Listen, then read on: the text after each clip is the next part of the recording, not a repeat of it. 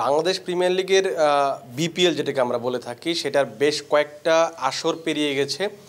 এই আমরা অনেকগুলো আসরে বেশ তারকা ক্রিকেটার খেলতে দেখেছি। David Warner, Nicholas Pooran, Rilee Rossouw, Chris Gayle, Brendon McCullum কিংবা এবে ডিভিলিয়ার্সের মতো ক্রিকেটারদের আমরা খেলতে দেখেছি। এমনকি স্টিভ স্মিথ, যাকে আমরা টেস্ট ব্যাটার হিসেবে চিনি, তিনিও খেলে গেছেন এই টুর্নামেন্টটাতে।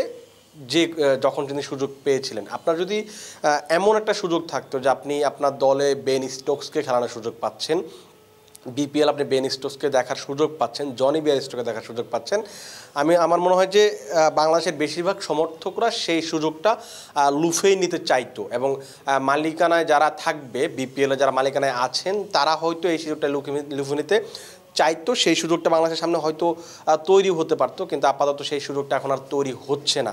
এর একটা বড় কারণ হচ্ছে যে SA-20 সাউথ আফ্রিকার যে টুর্নামেন্টটা হয়, ফ্র্যাঞ্চাইজি ভিত্তিক টুর্নামেন্ট, এটা এই যে আগামী 2025 সালের জানুয়ারিতে যখন হবে, তখন তৃতীয় আসর হবে। এই একই সময়ে বাংলাদেশ প্রিমিয়ার লিগ হয়, IL-T20 হয়ে থাকে, যার ফলে ক্রিকেটারদের পাওয়া নিয়ে একটা সংশয় সবসময় থাকে।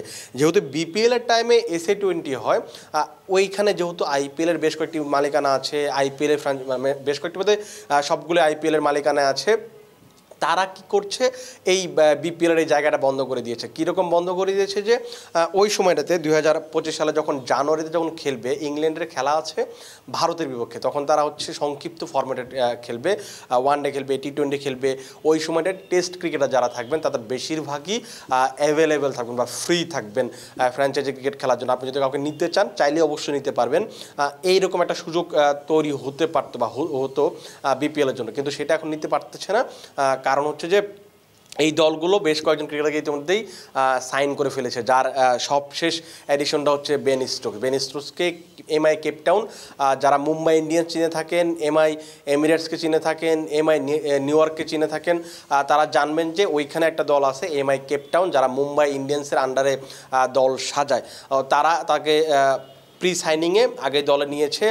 তিনি এই যে আগামী মৌসুমটা খেলা হবে, সেই মৌসুমে তিনি MI কেপটাউনের হয়ে খেলবেন। সেই সঙ্গে আর বেশ কয়েকজনকে তারা সাইন করেছে, যেখানে আজমতুল ওমর, যে আফগানিস্তানের পেস বোলিং অলরাউন্ডার, তিনি খেলবেন MI কেপটাউনের হয়ে। রশিদ খান খেলবেন Kagiso Rabada, Ryan Rickelton, Rassie van der Dussen, এই বেশ কয়েকজন ক্রিকেটার এই দলটার হয়ে খেলবেন। আমি যেটা বলছিলাম যে ইংল্যান্ডের ক্রিকেটারদের কথা বলছিলাম, বেন স্টোক যেহেতু ওই সময় তিনি টেস্ট অধিনায়ক, তিনি যদি এখন ওয়ানডে বা T20 খেলেন না, T20 থেকে ওয়ানডে বা T20 থেকে নিজেকে সরিয়ে নিয়েছেন, সেই কারণে ওই সময় তিনি ফ্রি থাকবেন। এবং এইটা জানার পর MI কেপটাউন তাকে সরাসরি সাইন করিয়েছে। ইংল্যান্ডের আরও বেশ কয়েকজন ক্রিকেটার তারা সাইন করেছে, যারা টেস্ট নিয়মিত খেলে থাকেন। আপনি জো রুটকে জানেন, জো রুটকে চেনেন, IPLও তিনি খেলেছেন, কিন্তু বেশ কয়েক বছর ধরে এখন আর আসলে T20 ফরম্যাটে তাকে সেভাবে বিবেচনা করা হয় না। ইংল্যান্ড জাতীয় দলও সেভাবে বিবেচনা করা হয় না। তাকে পার্ল রয়্যালস নামে একটা দল, তারা সাইন করেছে। আপনি অলিপপকে চিনেন, অলিপপ ইংল্যান্ডের হয়ে 3 নম্বরে ব্যাটিং করেন, টেস্টে যখন খেলতে নামেন তিনি 3-এ খেলেন। তাকে আরও একটা দল সাইন করে নিয়েছে। এরকম Jonny Bairstow, Chris Woakes, Jack Crawley, এই যে যারা টেস্ট খেলেন নিয়মিত, তাদের সবাই কোনো না কোনো দলের হয়ে SA-20টা এই টুর্নামেন্টটা খেলবেন। এখন কথা হচ্ছে যে এই দল এই ধরনের ক্রিকেটারদের তো আপনি পাচ্ছেন না। এখন আপনি আফসোস করতে পারেন যে আমরা বিপিএলে কেন এই ধরনের ক্রিকেটারকে আনতে পারি না, বা এই বেয়ারস্টো বা বেন স্টোকসের মধ্যে খেলাতে পারে না।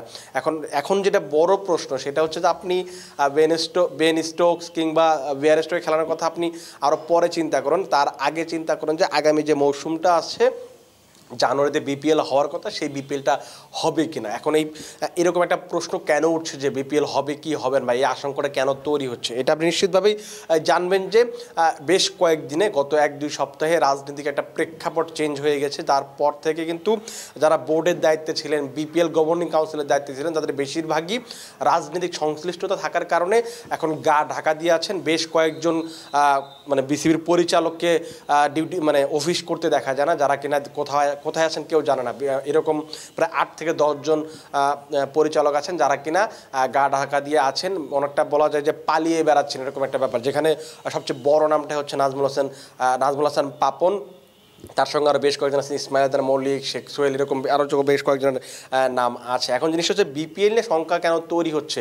এখন দেখেন বেশ কয়েকদিন পরে মানে অক্টোবরের শুরুতেই বাংলাদেশের নারী টি-20 বিশ্বকাপ হওয়ার কথা, সেটা নিয়ে একটা শঙ্কা আছে। সেটা যদি না হয় সেক্ষেত্রে আপনি নিশ্চিতভাবে ধরে নিতে পারেন যে বিপিএল নিয়ে একটা বড় সমস্যা তৈরি হবে। এর একটা বড় সমস্যা যেটা হচ্ছে যে মালিকানা নিয়ে একটা বড় সমস্যা হবে। কারণ এখন দেখেন 7টা দল খেলে, Cumilla Victorians, Rangpur Riders, Fortune Barishal, Sylhet Striker, Chattogram Challengers আর দুর্দান্ত ঢাকা গত মৌসুমে খেলেছে।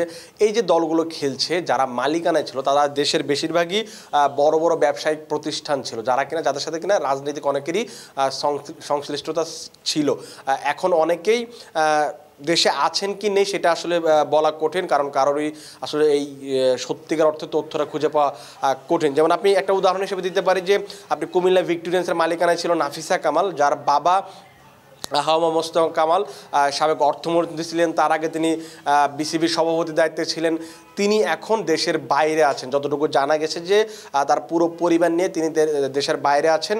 তারা যদি আগামী মৌসুমে বিপিএলটা হয়, সেই মৌসুমে নাফিসা কামাল দেশে আসার সম্ভাবনা খুবই কম। যদি এখন তিনি দেশে আসেন, তার পরিবার যদি দেশে আসে, সেক্ষেত্রে তাকে অনেক অনেক বিপদ ঝামেলায় পড়তে হবে, সবচেয়ে বড় যেটা কথা।